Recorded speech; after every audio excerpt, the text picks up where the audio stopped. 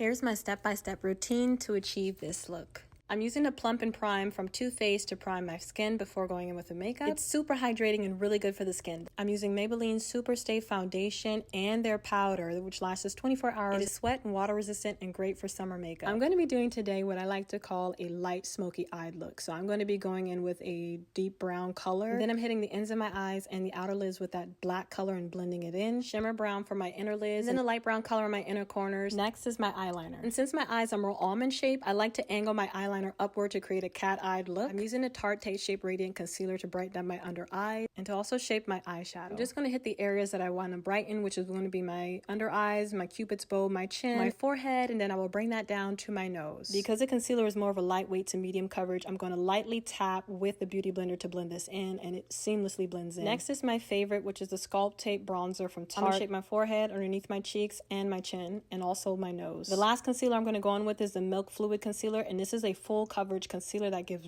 really good coverage. This is to brighten my under eye a little more, and then I will blend that with the brush so that it evenly spreads without taking too much of the product away. I'm going to use a Beauty Blender for my nose because it's more accurate. Next favorite part is the finishing powder. This is where we lock everything in, and I'm using the Puff Puff Pass one from Kimchi in the shade Almond. The puff that comes with this finishing powder is amazing, and this finishing powder leaves you with a matte, soft finish that lasts 6 to 8 hours. Next, I'm going to go on top of that with my powdered blush. I'm using the lip liner peel off for a long-lasting look, and also going in with red lips. And after setting spray, this is my finished look. I hope you guys like it and this helps. See you soon. Bye.